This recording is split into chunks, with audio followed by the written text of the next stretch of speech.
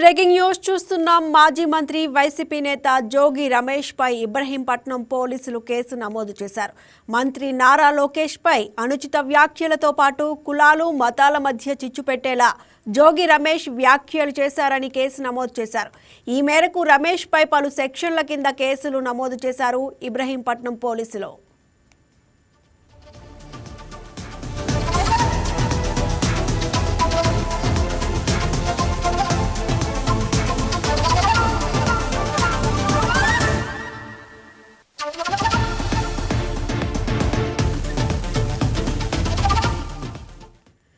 అలాగే జోగి రమేష్ నివాసంపై దాడి కేసులో కూడా పలు సెక్షన్ల కింద పోలీస్ స్టేషన్లో కేసులు నమోదయ్యాయి.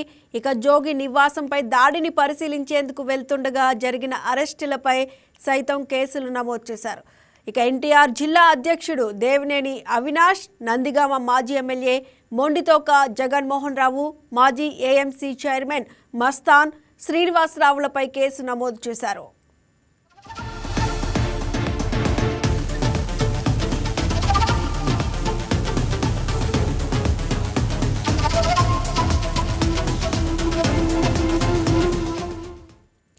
జోగి రమేష్ నివాసంపై దాడి కేసులో సీసీటీవీ ఫుటేజ్ ఆధారంగా సుమోటోగా తీసుకుని ఇబ్రహీంపట్నం ఎస్ఐ సత్యవతి కేసు నమోదు చేశారు.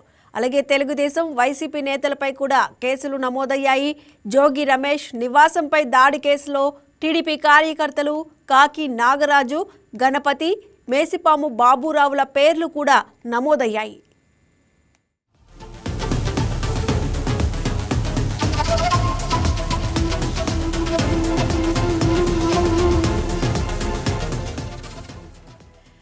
ఇక శాంతి భద్రతలకు విఘాతం కలిగించి పోలీసుల విధులకు ఆటంకం కలిగించారని వైసీపీ నేతలపై కేసులు నమోదు చేశారు పోలీసులు. ఈ మేరకు పలు సెక్షన్ల కింద కేసులు నమోదు చేసినట్టు పేర్కొన్నారు. విధులకు ఆటంకం కలిగించారని ఇబ్రహీంపట్నం హెడ్ కానిస్టేబుల్ ఇచ్చిన కంప్లైంట్ ఆధారంగా ఈ కేసును ఫైల్ చేశారు.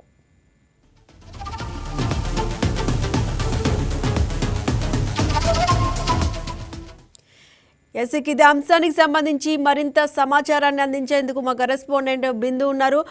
బిందు, మాజీ మంత్రి వైసీపీ నేత జోగి రమేష్ పై అయితే ఇబ్రహీంపట్నం పోలీసులు కేసు నమోదు చేసినట్టు తెలుస్తోంది. అంటే మళ్ళీ జోగి రమేష్ను అరెస్ట్ చేసే అవకాశం కనిపిస్తుందా? అలాగే జోగి రమేష్ నివాసంపై కూడా దాడి కేసులో కొంతమందిపై కేసులు పెట్టినట్టు తెలుస్తోంది. డీటెయిల్స్ ఏంటి?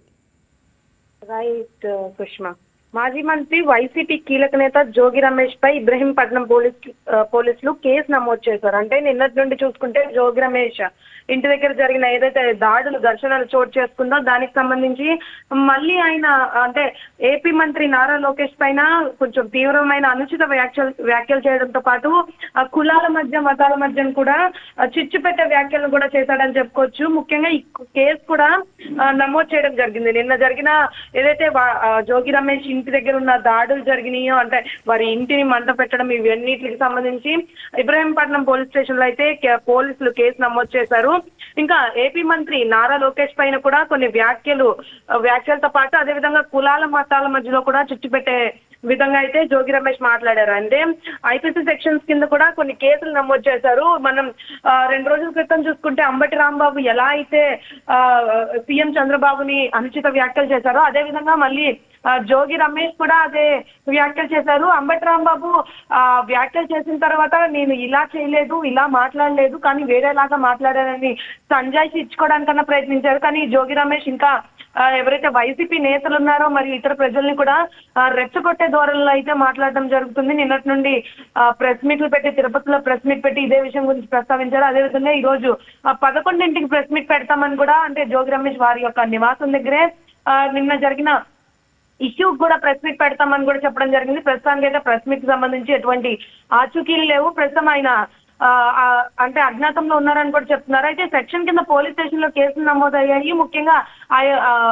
ఐపీసీ 143, 149, 290, 427 ఐపీసీ సెక్షన్స్ కింద అయితే కేసులు నమోదయ్యాయి. ఇక జోగి నివాసంపై కూడా దాడిని పరిశీలించిన వెంటనే అరెస్ట్లకు కూడా పాల్పడ్డారు. అంటే ఎవరైతే కీలకంగా వీడియోల్లో కూడా మనకి చూడొచ్చు కీలకంగా కనిపిస్తున్నారో వాళ్ళు కూడా వాళ్ళపైన కూడా కేసులు నమోదయ్యాయి సుష్మా. ఇంకా ఎన్టీఆర్ జిల్లా అధ్యక్షుడు దేవినేని అవినాష్ తో పాటు నందిగామ మాజీ ఎమ్మెల్యే జగన్మోహన్ రావు మరియు మాజీ ఎంఎంసీ చైర్మన్ మస్తాన్ శ్రీనివాసుల పైన కూడా కేసులు నమోదు చేశారు. ముఖ్యంగా జోగి రమేష్ నివాసం పైన దాడి కేసులో సీసీటీవీ ఫుటేజ్ ఆధారంగా అయితే తీసుకుంటామని చెప్తున్నారు. ఎందుకంటే జోగి రమేష్ ఇంటి పైన దాడి చేసినప్పుడు అక్కడ చాలా వరకు క్రౌడ్ ఉంది కాబట్టి ఆయన ఇంటి ముందు ఉన్న సీసీ కెమెరా ఫుటేజ్ ని ఆధారంగా తీసుకొని కేసులు నమోదు చేస్తున్నాం. అలాగే తెలుగుదేశం వైసీపీ నేతల పైన కూడా కేసులు నమోదయ్యాయి అని చెప్పారు. ముఖ్యంగా జోగి రమేష్ నివాసంపై దాడి కేసులో టీడీపీ కార్యకర్తలు కాకి నాగరాజు, గణపతి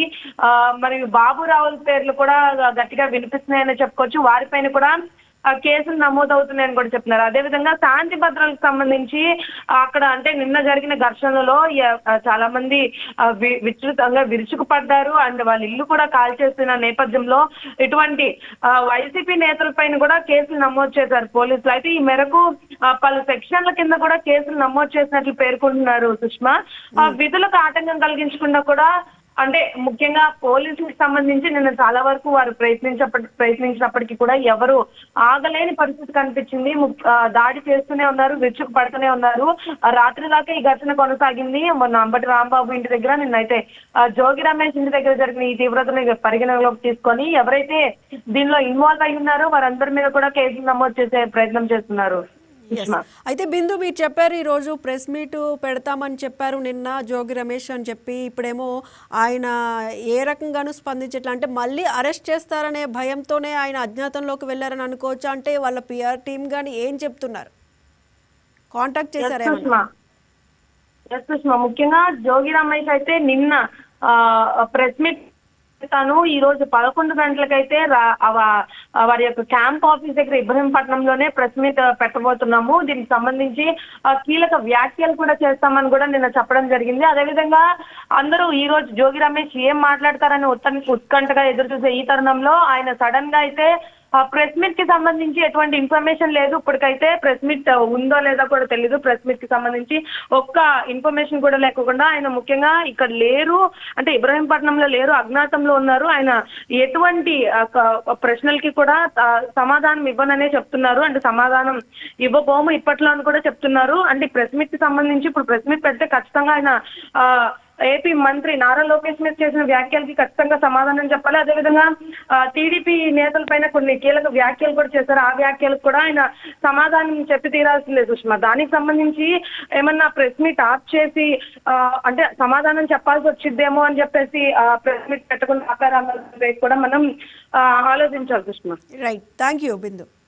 ఈ వీడియో మీకు నచ్చినట్లయితే లైక్ చేయండి, షేర్ చేయండి, మా ఛానల్కి సబ్స్క్రైబ్ చేయండి.